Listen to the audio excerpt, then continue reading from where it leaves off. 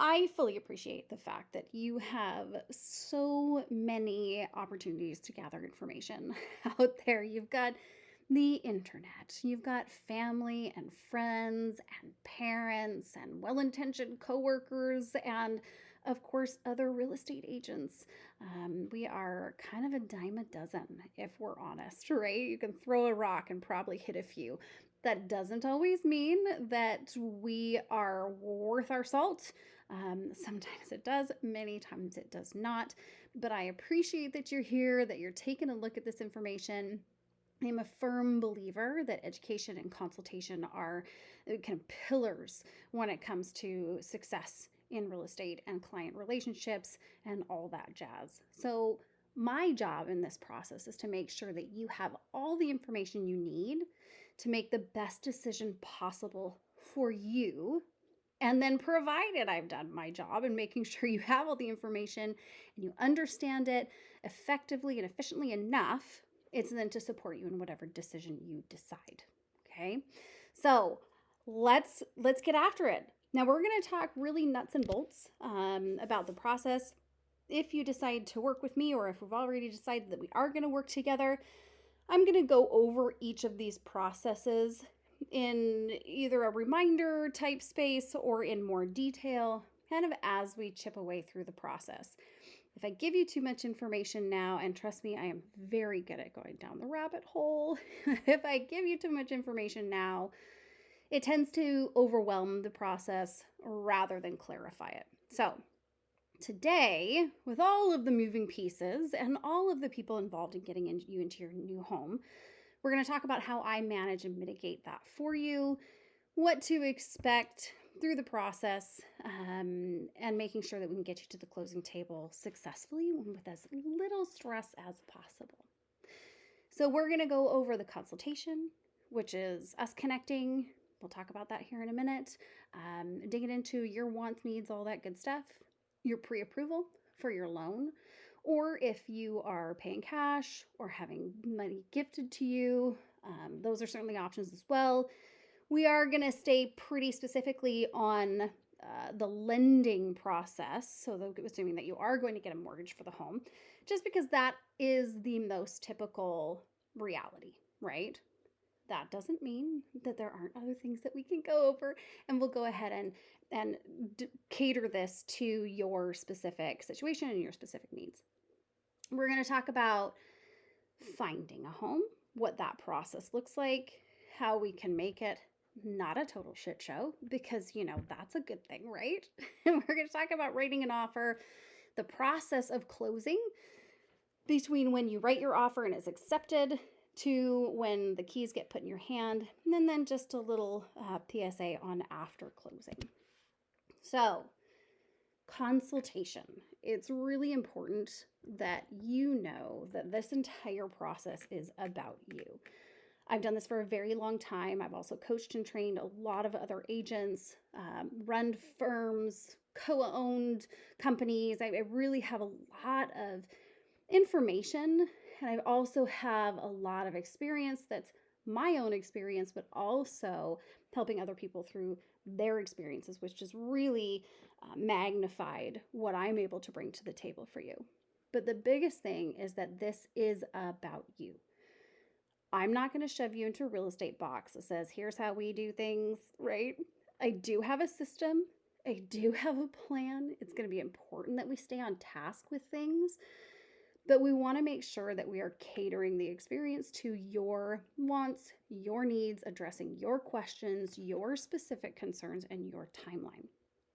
So my number one focus is going to be to understand those things, but also understand your personality and your lifestyle, whatever financial needs you have, your long-term goals. That might sound like a lot, but it's a really important piece to this process and making sure that I get you where you want to go in the timeline you want to get there with the least amount of stress, and also be able to guide you through that.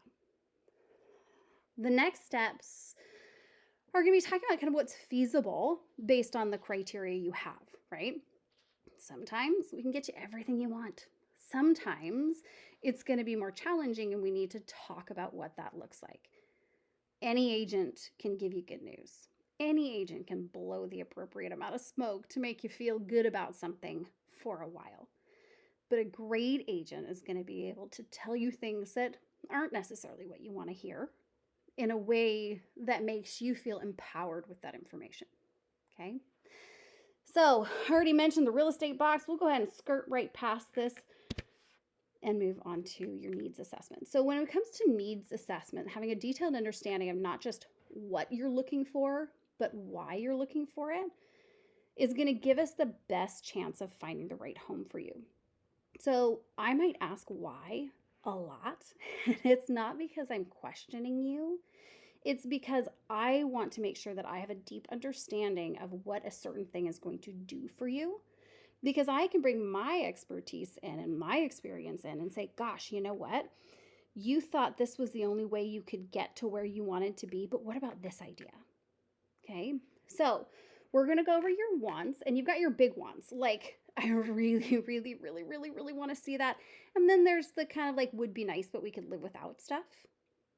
On needs, we have deal breakers and special needs, right? Special needs might be things like, I had a really wacky one once where he like drove a truck and we needed to make sure that that neighborhood with the HOA, but as well as the city ordinances and all of that stuff would allow him to park that truck at his home. That's a super special need, right? But it was a need for sure. That wasn't a want. It wasn't like, I want to park my work truck here. It was like, I need to park my work truck here.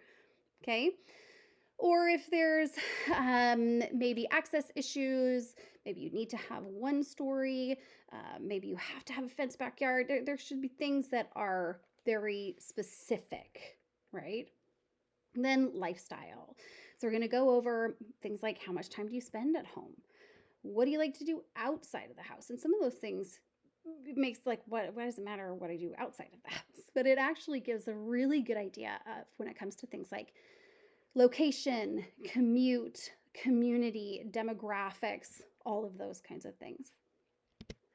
Excuse me. So, pre-approval and loan process is kind of your first go-to thing. So yes, we are going to talk about what you're looking for, what you'd like to see, what you have to see, what you want to do, what you want your life to look like around the idea of this home. But before we even begin to look at properties, which means I'm not even going to send them to you online until we get through this process, and I have good reason for it, I promise, that this is going to be kind of your number one big ticket thing to get done. Pre-approval is different than pre-qualification, so that's kind of the number one thing to note. Now, I have great lenders who I work with, who I can refer you to, and I know that you're going to be in fantastic hands. The other benefit to that, and you do not have to work with somebody that I refer you to, but I have a lot of experience with different lenders, and so I know what ones are going to be more challenging, which ones are going to have a smoother process, which ones might be more challenging, but you're going to get a way better deal, right? So we're going to roll with it. Those kinds of things. But I do know with the lender referrals that I can send to you, you're going to be in great hands. They're incredibly competent, caring, they're good at what they do. And if I need anything, they're always going to be available to me, right? Kind of no matter what. So a pre-qualification is when you might go online and fill out an application or talk to somebody over the phone or in person. And you give them all of the information of how much you make and where you work and what your assets are and what your expenses are and all that jazz. And they look at it and they say, okay, based on the information that you've given me so far, you will qualify for a loan up until this amount. Pre-approval is a bit of a step further. Pre-approval means that not only have you provided that information, but you've given documentation that supports that. So W-2s, pay stubs, last 2 years of tax returns, bank statements, those kinds of things. And that lender has looked over that information and said, yes, now based on this new level of due diligence, you are not just pre-qualified, but we've looked at it, you're pre-approved for this amount. Usually that's as far as we get before we're looking at properties. The next step is underwriting. Underwriting means that the lender who did your pre-qualification, who looked at your pre-approval information, that lender now says, okay, this all looks good to me. It's kind of like the beat cop who's then going to send it off to the detective to make sure that they really truly dig in and everything's good to go. So the underwriter is that detective. They're going to look at all that information, let the lender know if there's any other information that they need, any clarification. Your appraisal is going to come through the underwriting department. They're going to look at all of that. So they're really kind of fine-tooth combing the whole thing. And then you're going to get your final loan approval. Now, sometimes we can go through the underwriting process before you find a house. And that can expedite things, kind of make you look like you have a stronger negotiating position. But it's not always necessary and it doesn't always happen. So lots of moving pieces. There's so many things that can be different from one transaction to another. And there's like 500 different things that could happen for every step. So like one of those like choose your own ending kind of stories of what's the next step. And based on that step, something totally different happens. But that's why I am here helping you through this process. Now, lending success. The biggest thing that's the most important thing for you guys to do is to make sure that you get the lender whatever they need as quickly as possible, right? Period. Like they need something, you get it as soon as you possibly can. If you have any questions about it, you certainly ask. But there's more like don't do's than there are do's. So your don't do's, and I have had some wacky things happen in a closing. I had someone lose their job on the day of closing and randomly the lender did an employment verification. And obviously some of those things you can't control. Some of them you can. So please, please, please try not to lose your job. The other thing, I had somebody sell a gold brick. I mean, I don't know who typically has gold bricks laying around, but I did have a client who sold a gold brick. And all of a sudden we needed to do all this extra work to show why there was an influx of cash in their bank account, because it all has to be vetted and seeded, right? So things not to do. Don't buy a big ticket item. No cars, no boats, no expensive furniture, no financed stuff, for sure. But even if you're paying cash, it can affect things dramatically. Even if you think you have all the money that you need for closing, this is extra. Do not do it. There are reserves necessary and other things that come into play. Please just wait until we have your house closed. Okay. So don't quit your job. Don't open or close any lines of credit. And I do mean do not open or close. That's going to affect things. Make sure you pay your bills on time. Some of this goes without saying, but still, I'm going to say it because surprises are for birthdays and Christmas, not for real estate, right?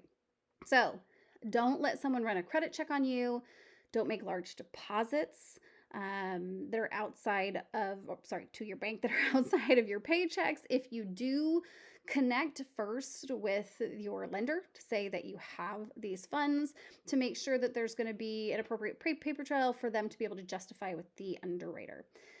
Definitely don't co-sign a loan for someone or give out a personal loan. Don't sell stocks or make changes to your investment portfolio. Don't change your bank accounts. Don't take a payday loan.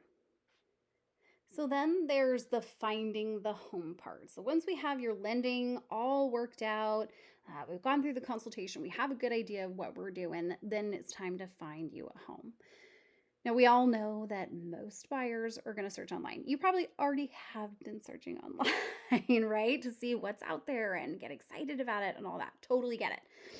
The thing that's important for us to talk about is which sites are real time and which sites are not.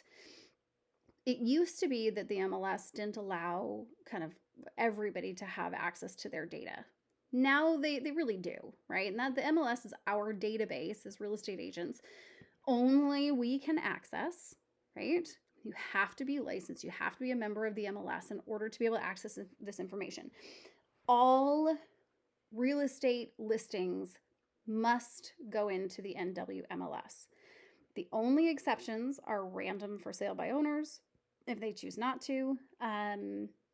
or some potential new construction properties, things like that. But if you are a member of the MLS as a real estate agent, you are required, not just given the opportunity, but required to list all of your properties for sale in the MLS.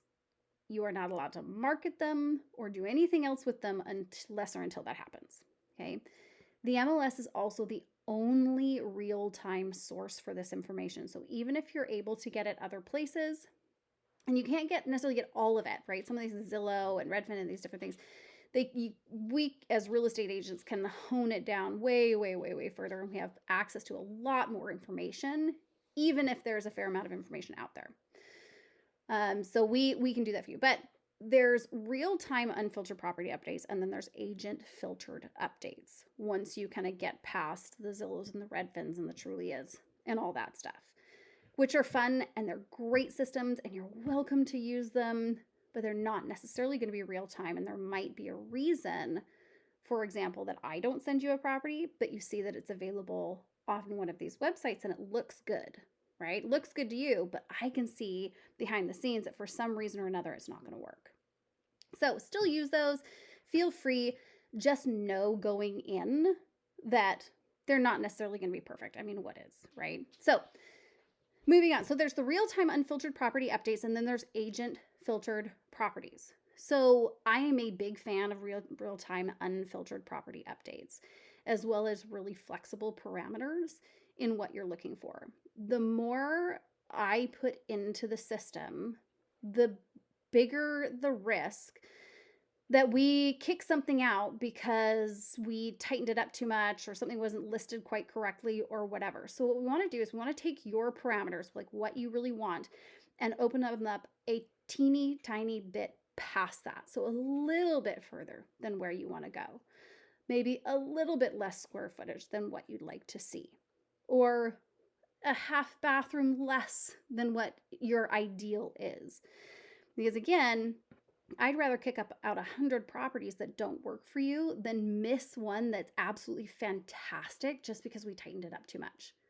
Thing is, if I don't tell you that in advance, then you're just going to sit there and go, shit, Kat, please stop sending me things that are not what I want.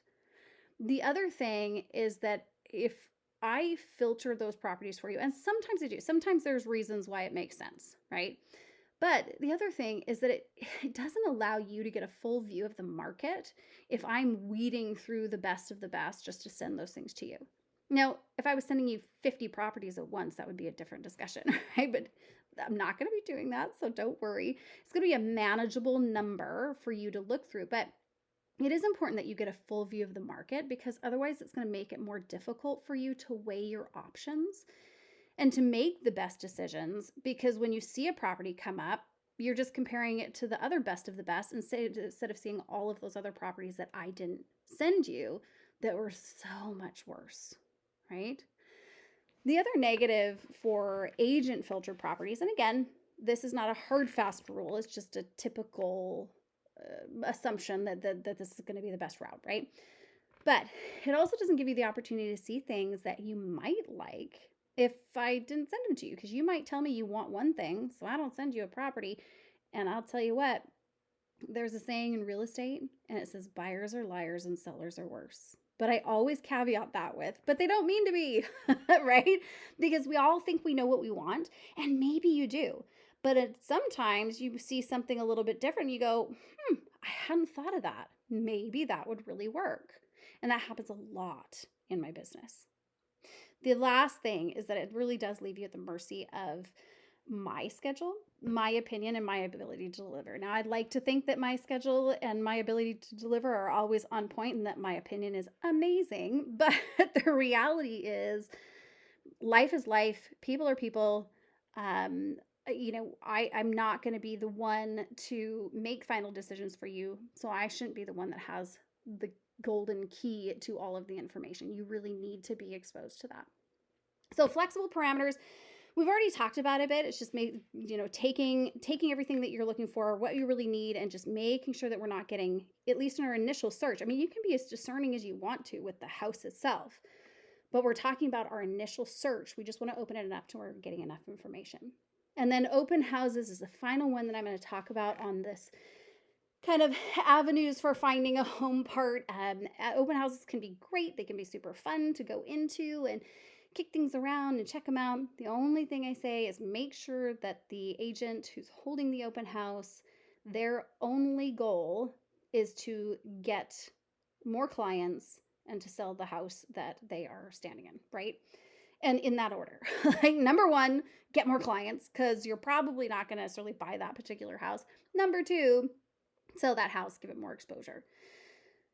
What that means is that they're either trying to pick you off, or anything that you tell them, they're going to have a fiduciary responsibility to the seller, and they're going to be required to share that information. You might think it's totally innocuous, but it's so important you make sure that the agents know that you have an agent that you're working with, and that you do not give them any information. Have, reasonable little small talk, but don't give any information about you, how much you like the house, what your approvals are, what your situation is, if you're, pressed to move, etc., etc. Okay, so setting up your tour. And again, these are things that we're going to go over kind of in real time as we go through the process. So once we get your lending done and we're setting up your search and all those things, we're going to revisit this stuff. But setting up a tour can be one of the most exciting and also the most stressful things that you do, especially in a market where things move quickly. Trying to blaze out and see every single house the moment it pops on the market can be incredibly taxing. And most of the time, it can often just doesn't work, right? Without running around with your hair on fire. So having a system in place so that we can kick the tires and then come up with a plan based on that information is really going to alleviate a lot of that strain. So when you find something, if it's, from me, if it's in a portal that I'll set you up with, you can just let me know from there. You can send me a text. You can send me an email. Smoke signals, carrier pigeons, whatever. You just let me know what the property is. I will then go and kick the tires on it. Okay, so before you get too excited, we're going to go in and see if there's any weird surprises, any issues, if they already have any offers, if they are reviewing offers at a later time, what the timelines are for the seller, those kinds of things. Once I have that information, then we can schedule a tour. Sometimes we are going to have to race out right away and see it, but typically we do have a bit more control over that. And so what we'll do is we'll schedule your tour, meet at the first property. We definitely don't want to crest more than 4 or 5 properties in a day. They start to blend together. Trust me. My ex-husband and I, when we were looking at houses years ago, I will never forget. We looked at like 12 in a day because we were so busy. And he was trying to tell me about a property. And we're real estate agents. We do this all the time. We're in houses all the time. And he was trying to tell me about a property. I was so confused until I realized that he was blending 2 different properties together. So I've had clients call me freaking out going, I can't remember if there's a closet, so there's good reason not to do too much. Yes, there are special situations if people are flying in from out of state, things like that. There's reasons, but typically we want to keep that pretty low. And in a market with low inventory, sometimes we're just going out to see 1 or 2 properties at a time, and that's okay. Now, you can consider a drive-by if you have time. If you see a property that you're excited about, if you're able to that evening or on your way home or at lunchtime, go drive by that property. That can really help a lot. Curb appeal says a whole bunch about a property, just like access, location, area amenities, those kinds of things. Once we find a property, you're going to be writing an offer, right? So we can talk about the generalizations of things, but offers can be very specific to a property because it depends on the property, the pricing, the competition, that particular seller's needs, that particular agent's preferences, all kinds of things. So when a property comes up that you're interested in, we are going to talk about your options and what we need to do to put you in the best position, not just to negotiate, but to get you the house, right? Because negotiating and positioning don't mean a whole lot if we can't get your offer accepted. Seems kind of silly to have to point that out, but I do. I do, I promise. So, general terms we'll go over, price, earnest money, which we'll go over in a second, a good close date, inspection options and timelines. Then special considerations would be things like, is there anything that's, excluded from the sale of the home? Sometimes people get really attached to certain appliances, or there might be a tree in the garden that has sentimental meaning to them, or I mean, there's different scenarios, but those are some of the ones that we typically see. But we're also going to talk about the competition for that particular property, seller wants and needs for that particular property, property specific issues. And when I say issues, it doesn't necessarily mean problems, it just means stuff, right? Stuff that we need to be aware of on that particular property. It might be specific to the property itself, or it might be specific to how you would want to use the property. So there's a lot of pieces that go into that discussion, that process, that planning, all that jazz. Now, once you write an offer, 3 things can happen. Your offer can be accepted, your offer can be rejected, or the seller can counter your offer. So some people think, well, I'll just put this in, and if they want to counter, they can counter. You know what? It sounds like that would be a good idea, but sometimes an offer will just straight up be rejected. So that's something that we will talk about on a case-by-case situation, just to make sure. The most typical is that your offer is going to be countered in some way, shape, or form. Might not be a big thing, might be something very small, but usually there's a little bit of discussion that goes back and forth to make sure that all the terms are good with everybody. Real estate lingo. Okay, so there's plenty of it, and I try to make sure that I am communicating in a way that makes sense for people who don't do this all the time and who haven't done this for 20 years. Every now and then, I realize that I overlooked something that I needed to explain better, but usually I do a pretty decent job. So if there's ever anything that you don't understand, you're confused about, anything that I say that doesn't just kind of resonate or make sense, ask me. That's it. That's all you need to do. Okay. So it's important to remember that you aren't expected to have all the answers or even remember all of the things that we've gone over. Even just now, we've gone over a lot, right? So the only thing that you need to do is make sure that you're asking me if something isn't clear or if you don't remember something, because we'll go over it as many times as we need to make sure that you feel confident in that information. It's my job to do this. And sometimes I'll explain something and it won't make sense to one person, but I explain it a different way and they totally make sense, right? So make sure you ask the questions. But here's just a few of the terms that are important for you to know. And so one of them is earnest money. And earnest money is an important thing to talk about because it is money that you have to have available pretty much right away if we're going to be looking for homes. So this is money that you deposit with a neutral third party, which is typically the escrow company.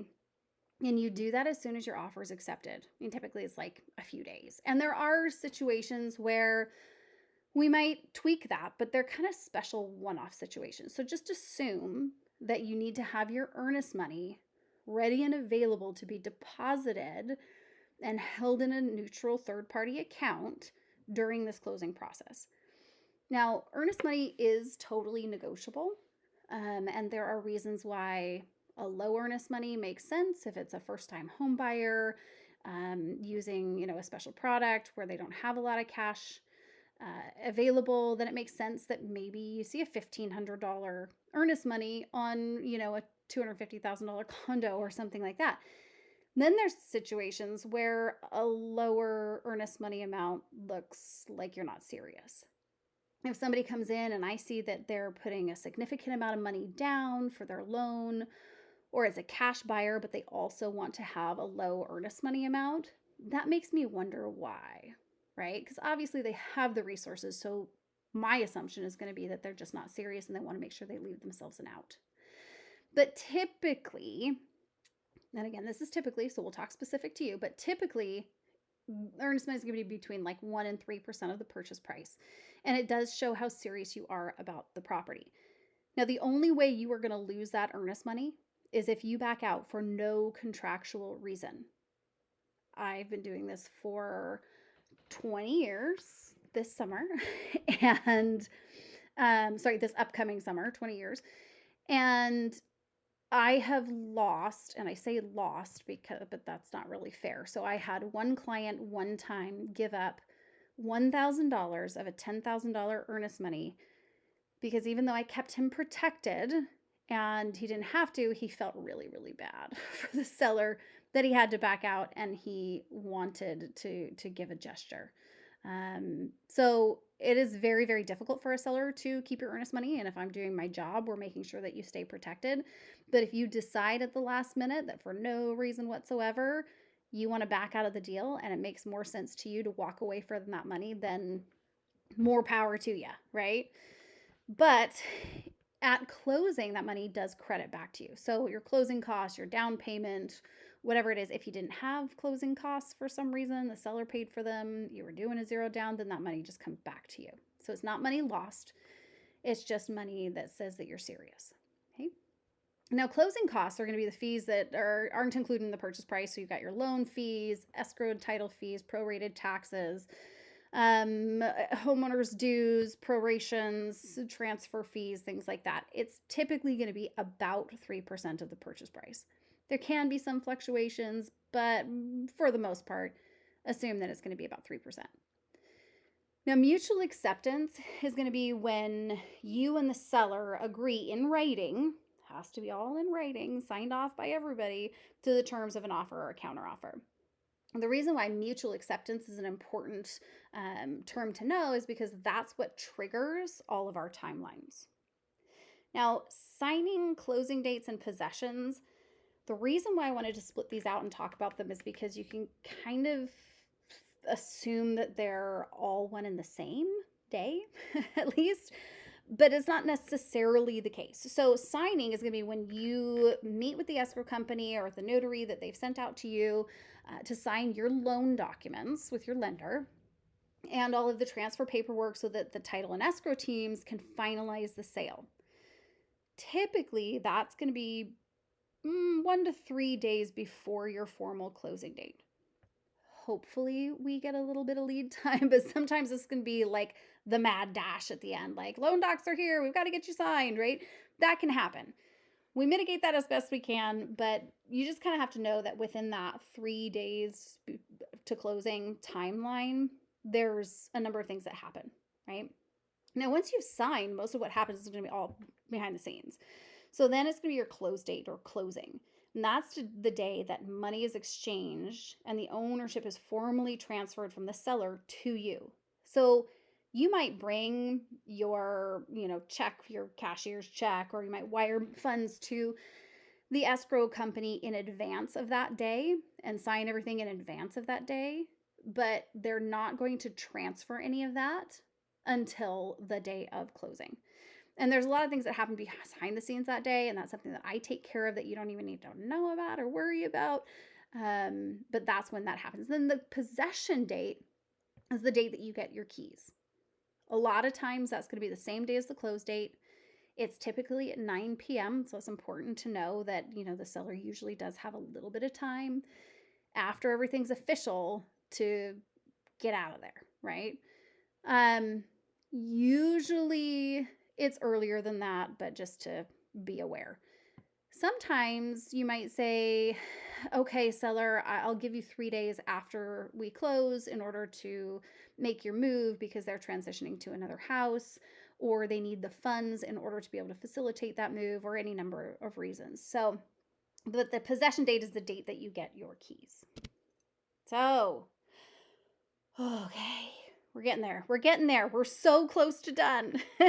So the closing process, and I'll go over this a little bit quickly because, again, as we actually formally go through this process, I'm going to dig in on each of these a little bit more so that you're not having to soak in all of the information at one time. But mutual acceptance, we just talked about that a second ago. That's going to be when you've submitted an offer, the seller's either accepted it outright or we've gone back and forth and we've all agreed to all of the terms. Once that happens, your formal loan processing begins. So we're going to give that to the lender. We're going to say, okay, you have all of their information, financial stuff, work history, all that jazz. Now here's the property for you to vet and to go through. And so they're going to take a look at it, and they're going to start that formal process, go through underwriting, all that. Your earnest money, again, just went over that. That's typically within 3 days of that acceptance. It can fluctuate a little bit, but I just say just make sure you have it ready is the main thing. Now, home inspection, not everybody's going to have one. I always encourage people to if they can. But of course, there's no sense in having an inspection if that contingency is going to knock us out of the running for a property. But at the same time, we need to make sure you stay protected. So that's something that we'll talk about on a case-by-case basis. But on the whole, inspections are usually within 5 business days of your acceptance date. That can fluctuate anywhere from 3 to 10. But 5 is pretty standard, I would say. Now, your appraisal is usually going to be ordered right after the inspection's done, so we're not racking up any cost for you. Appraisals are something that are a cash out of pocket. Now, sometimes those funds can be credited back to you at closing. If you have closing costs wrapped into your loan, that's something else we'll talk about on a case by case. But something to be aware of is that oftentimes the appraisal, which can be, $750 to $850, somewhere right around in there, is going to be a cash out of pocket. That's going to happen usually around 2 weeks in, give or take. Now, after that, it's kind of like a whole lot of hurry up and wait because you probably have gotten all of your documents and anything that the lender needs in, and they're just kind of doing their thing. So then there's kind of some like waiting period happening there. But loan documents will go to the escrow company usually about 3 days before closing. It can be 1 day before closing. It happens. Sometimes we're at the mad dash. It's the herding of the cats. If this was easy, you wouldn't need me, right? So it's part of the process, but typically we like to see them get there about 3 days before closing. The escrow company is going to review all that. Usually takes them about a day, and then they're going to schedule your signing appointments with you. Funding will happen on the day of closing. That's when all the money that the escrow company has collected from you and from the lender, that's when that's going to be dispersed and everything's going to be done.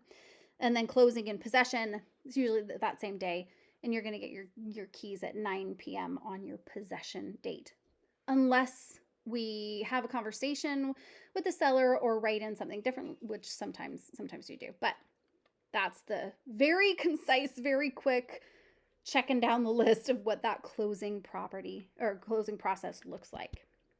And then it's just really the after closing stuff. And that's just me wanting to make sure that most agents, many agents, I will say, drop off after closing. I don't ever want that to be the case. So anything that you need, any questions that you have, any referrals, anybody that who you want to have a great experience with the process, any just kind of general questions, any house stuff or whatever, if it's not directly in my wheelhouse, it's a pretty safe bet I know somebody whose wheelhouse it isn't, right? So if it has to do with home maintenance or contractors or refinance or, any number of things, any tax questions, I can't weigh in on those things, but I have really fantastic people who can.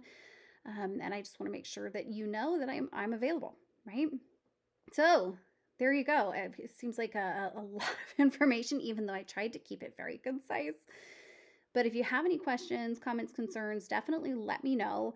And I'll continue to keep you updated as we move through all of this so that you know what to expect next. And I'm here if you need me.